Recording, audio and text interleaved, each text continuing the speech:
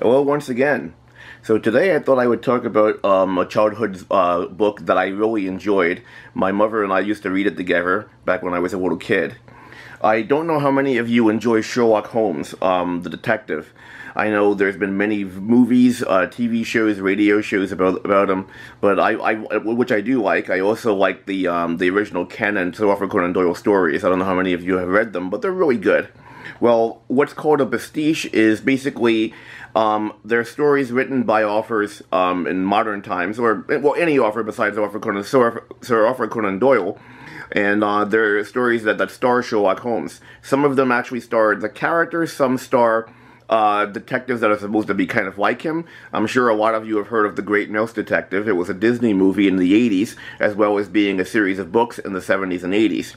Well, that one was pretty famous, but one that's not is called Trouble in Bugland. And that is a Sherlock Holmes pastiche, which also involves animals, but rather than it being mice and rodents, they're insects. And insects have always been a hobby of mine anyway, so this kind of really checks all of the marks for me. They're a series of short stories, so they're kind of in the line of the Arthur Conan Doyle stories, because most of them were short stories written for the Strand magazine. They were compiled into several large novels, like The Adventures of Sherlock Holmes, The Return of Sherlock Holmes, His Last Battle. Those are the Casebook of Sherlock Holmes. Those are all a series of short stories, which is what this is. It came out in 1983. And the artwork, they're actually paintings. They're amazing. And basically, the Sherlock Holmes character is Inspector Mantis. He's a praying mantis. And Dr. Watson is Dr. Hopper, a grasshopper. So, obviously, there have been some, things that aren't really true to insects, because in real life, a praying mantis wouldn't be best friends with a grasshopper. It would eat the grasshopper, and that would be it. But the book does actually, it isn't just a telling of basically human-like insect characters and anthropomorphic characters that are just basically humans.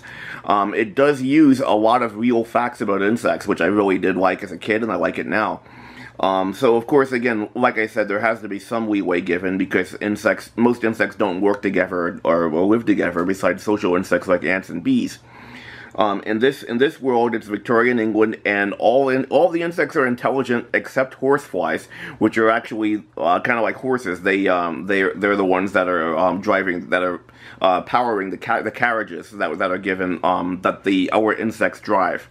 So horseflies are not intelligent, but everything else is, and that's kind of debunked in the second book anyway. But still, as I said, they're a series of short stories, and I just want to show you what one of the paintings look like. Let's see here. I just finished the first story. Okay, we are. It's Inspector Mantis fighting the dreaded tarantula, or Dr. Hopper has been poisoned, but there's an antidote. Don't worry, he's able to be cured. And so again, it's just a series of short stories involving the famous detective. Now that was written in 1983. The artist and the author got together fairly recently, and they wrote a sequel, Double Trouble in Bugland. And this was written, let's see, I want to say 2015, 2016? Yep, 2016. So, quite a bit afterward. But since it's the original author and the original artist, they also really captured the flavor of the first book. I like that. They didn't, sometimes when there are remakes or sequels that take place much later, they add things that really aren't appropriate, or they add things that just kind of take you away from the way the first story was. This one's very, very similar to that. I liked it a lot as well. In fact, this book's a bit longer. There are more stories, and honestly, some of these stories I really wish that they were around when I was a kid. Although I still have the first book, of course, and I enjoy reading them now. Don't get me wrong, but when you're a kid, the books that you read as a kid, especially kids' books, they really stick with you. Especially if you have like a parent who reads them with you or to you. That kind of that's something that really can't be replaced. So I'm gonna just read the overview here. And let's see here. William Klotzwickel, that's the author. I hope I'm not mispronouncing his name. Offers here an affectionate tribute to Sir Arthur Conan Doyle and his famous creations, the master detective Sherlock Holmes and his stout-hearted sidekick Dr. Watson. To the archives of Holmesiana, 5 intricately detailed stories are added, weighted with miraculous deductions by the quick-witted sleuth, harrowing chases through city streets and over stormy seas, adventurous forays into the furthest reaches of foreign climes, and scenes of riveting action.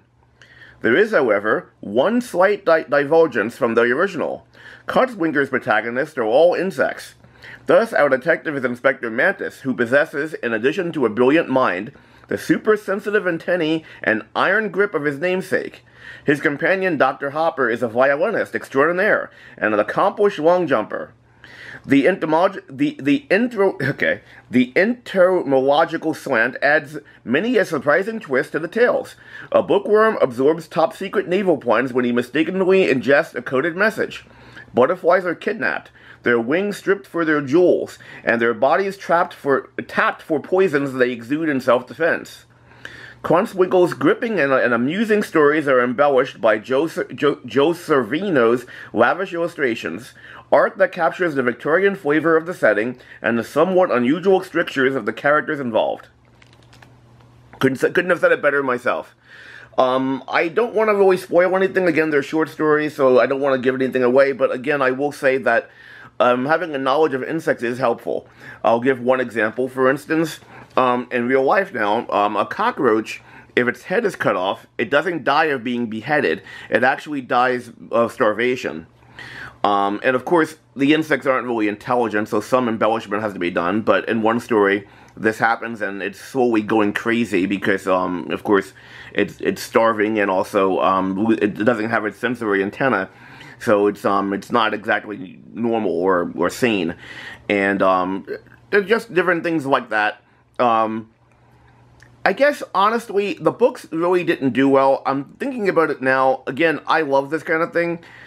I like insects, I like learning about insects, but honestly, I think about this, I don't think this is something adults would read typically. I mean, I like it, but again, most of the children's books I read are from my childhood that I like to reread, or sequels of those. There are very few exceptions. There's some exceptions, like I do like the Sammy Keys books when they came out after I was an adult, but most of the books that I read that are children's books are from my childhood, so I don't think adults would actually pick them up. Even teenagers, they might think, oh, that's kind of, that's not cool, it's insects with the Sherlock Holmes. And as far as kids go, to be honest, I think for most kids, when I say kids, I mean tweens, let's say, or even younger, who are being read to, it might give them nightmares, honestly. There's nothing violent or anything like that in it, but a lot of even adults don't like insects. And learning about intricate things about their bodies, which are maybe true and may make a gripping story, I don't think it's something that kids would really pick up on or enjoy unless they like insects to begin with. So maybe that's why these didn't do very well, and things like The Great Mouse Detective did. Now, of course, there was a movie made from that, but even before that, the books did pretty well. This one, again, most of the books I read, honestly, they weren't really popular even then. Like, if you noticed in my previous reviews, things like the Hardy Boys, for instance, I didn't really read. I watched the show from the 70s, but I didn't read the books. I read The Three Investigators. I read the McQuirk Organization. I read the new Bobbsey Twins.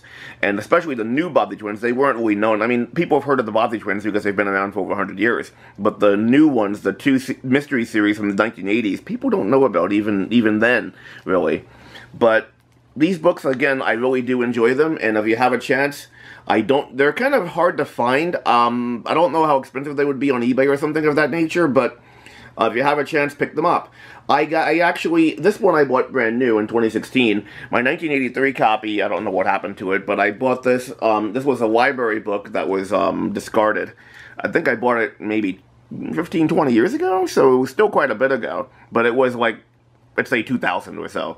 So it was quite a bit after the book came out, but it was quite a bit of time between now and then. So they're a little hard to find. So hopefully you can find them. If you have any questions or comments, please put them in the comments. Once again, I don't mind any questions or anything of that nature, but please just keep it clean. No bad language, nothing obscene. Okay? Thank you, and have a good day.